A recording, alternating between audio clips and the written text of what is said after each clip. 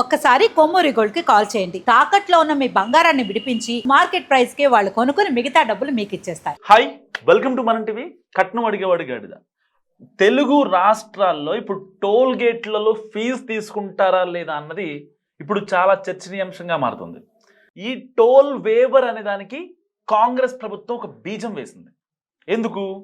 GHMC ఎన్నికల్లో ఆంధ్ర ఓటర్లే కీలకం కాబట్టి ఎట్టి పరిస్థితుల్లో సంక్రాంతికి సొంతూళ్లకు వెళ్ళే వాళ్ళు ఎవరైతే ఉంటారో హైదరాబాద్లో ఉండేది దాదాపుగా 70% ఎవరైతే సెటిలర్స్ ఉంటారో వాళ్ళందరూ ఏపీ సంబంధించిన వాళ్ళు. సో వాళ్ళు వెళ్ళి వస్తారు కాబట్టి ఇలాంటి టైంలో టోల్ కనుక వేవర్ చేస్తే రేపొద్దున జరగబోయే జిహెచ్ఎంసీ ఎన్నికల్లో మన సీట్లు ఎటు పోవు, మనకు రావాల్సిన సీట్లు కూడా ఎటు పోవు. ముక్కా మూమెంట్లో బీఆర్ఎస్కి కాంగ్రెస్కి ఏదైతే టఫ్ ఫైట్ జరిగే కొన్ని డివిజన్స్ ఉన్నాయో ఆ డివిజన్లు మొత్తం అధికార కాంగ్రెస్ పార్టీకి వచ్చేస్తాయి. ఇది కాంగ్రెస్ పార్టీ యొక్క స్ట్రాటజీ. చాలా క్రిస్టల్ క్లియర్గా కనిపిస్తుంది. సో ఇప్పుడు ఈ ప్రతిపాదనని మంత్రి కోమటిరెడ్డి వెంకటరెడ్డి కేంద్రానికి పంపించారు. ఏమని? సరిగ్గా జనవరి 9 నుంచి జనవరి 18 వరకు 10 రోజుల పాటు టోల్ అసలు తీసుకోవద్దు. ఒకవేళ మేము టోల్ తీసుకోలేదు, మేము లాస్ అయ్యాము పండక్కి అని మీరు అనుకుంటే దాన్ని తెలంగాణ ప్రభుత్వమే భరిస్తుందని చెప్పి కోమటిరెడ్డి వెంకటరెడ్డి గారు నెక్స్ట్ లెవెల్లో కేంద్రానికి ఒక అల్టిమేటం జారీ చేశారు. అసలు ఇది ఇంత రియలిస్టిక్ డెసిషన్ నేను ఎప్పుడు చూడలే. కోమటిరెడ్డి వెంకటరెడ్డి గారు తీసుకున్న డెసిషన్స్లో చాలామంది ఆంధ్ర వాళ్ళకి ప్లస్ అవుతుంది. సరే, 400 రూపాయల, 500 రూపాయల, 1000 రూపాయల మ్యాటర్ కాదు, కానీ కొన్ని లక్షల మంది వెళ్తారు. హైదరాబాద్ సగం ఖాళీ అయిపోద్ది. ఇమాజిన్, 1,50,00,000 జనాభా ఉన్న హైదరాబాద్ దాదాపుగా 70-80 లక్షల మంది బయటకు వెళ్ళిపోతారు. ఎన్ని వెహికల్స్ బయటకు వెళ్తాయి? సో టోల్ తీసుకోవడం వల్ల కేంద్ర ప్రభుత్వానికి ఎంత ఆదాయం వస్తుంది? ఇవన్నీ ఇక్కడ లెక్కలు కాదు, కేవలం ఓట్లే లెక్కలు. అసలు టోల్ తీసుకుంటారా లేదా అనేది పక్కన పెట్టేస్తే రేపొద్దున జిహెచ్ఎంసీ ఎన్నికల్లో ఎలాగైనా సరే లాస్ట్ టైం టీఆర్ఎస్ గట్టిగా గెలిచింది కాబట్టి ఇప్పుడు కాంగ్రెస్ గట్టిగా గెలవాలి. ప్రతి ఒక్క చోట ఉప ఎన్నిక జరిగిన, కంటోన్మెంట్ జరిగిన, మొన్న జూబ్లీ హిల్స్ జరిగిన, ఏది జరిగినా సరే కాంగ్రెసే గెలుస్తుంది. కాబట్టి రేపొద్దున జరిగే జిహెచ్ఎంసీ ఎలక్షన్స్లో కూడా ఎట్టి పరిస్థితుల్లో కాంగ్రెసే గెలవాలి అన్నది ఇప్పుడు కాంగ్రెస్ పార్టీ యొక్క లక్ష్యం. దానికి ఎలా అయినా సరే వ్యూహాలు, ప్రతి వ్యూహాలు నెక్స్ట్ లెవెల్లో సమకూర్చాలి. లేదంటే కేసీఆర్, హరీష్ రావు కాచుకొని కూర్చున్నారు కాబట్టి అసలు ఏ పని కాదు. సో ఏం చేయాలి ఇలాంటప్పుడు? ఈ యొక్క టోల్ వేవర్ పెట్టి బీజేపీని ఇరుకుని పెట్టాలి. ఎందుకంటే బీజేపీ పార్టీ ఇప్పుడు యాక్టివ్ అవుతుంది. ఇంతకుముందు గ్రామాల్లో ఉండేది, ఇప్పుడు సిటీల్లో కూడా పార్టీ వచ్చేసింది. సో పర్టికులర్గా తెలంగాణ గురించి మాట్లాడుతున్నాను, not only other states, only particular Telangana.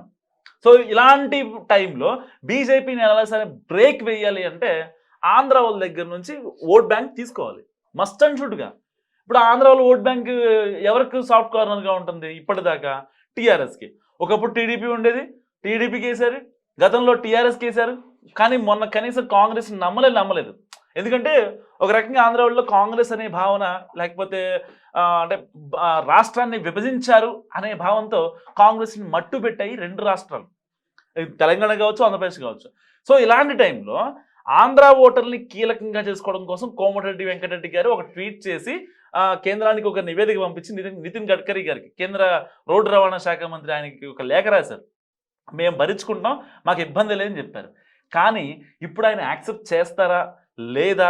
అసలు ఇదంతా పెద్ద బిగ్ క్వశ్చన్ చెప్పుకోవాలంటే, ఎందుకంటే అంత గమ్మున ఒప్పుకునేది కాదు.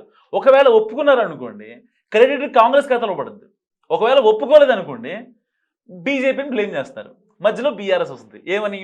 లేదు, నెక్స్ట్ మంత్ సమ్మక్క సారక్క జాతర కూడా ఉంది, సో దానికి సంబంధించి మరి టోల్ గేట్ వేవర్ ఎందుకు ఇవ్వరని చెప్పి బీఆర్ఎస్ వాళ్ళు అడుగుతారు.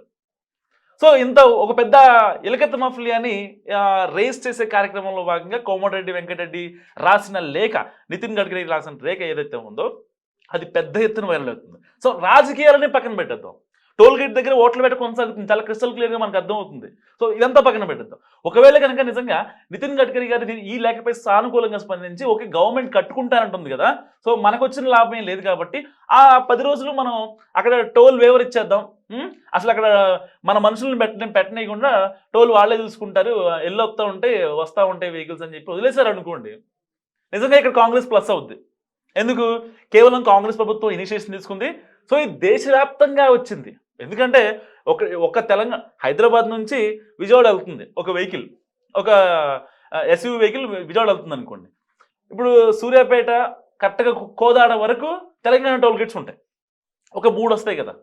సో ఎప్పుడైతే కోదాడ దాటిన తర్వాత జగ్గైపేట నియర్ బై ప్రెమిసెస్కి వెళ్ళిన తర్వాత ఎన్టీఆర్ జిల్లా స్టార్ట్ అయిపోద్ది. అంటే కృష్ణా జిల్లా, ఉమ్మడి కృష్ణా జిల్లా స్టార్ట్ అయిపోద్ది.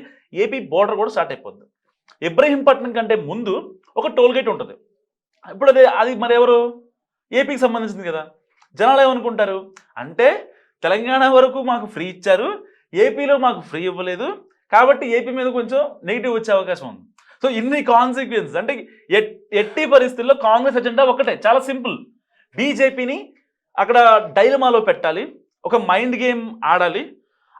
ఎస్ చెప్తే బాగుంటుంది, నో చెప్పినా సరే మేము వాళ్ళు బ్లేమ్ చేస్తాం. మధ్యలో బీఆర్ఎస్ వస్తుంది, బీఆర్ఎస్ బీజేపీ కొట్టుకుంటారు.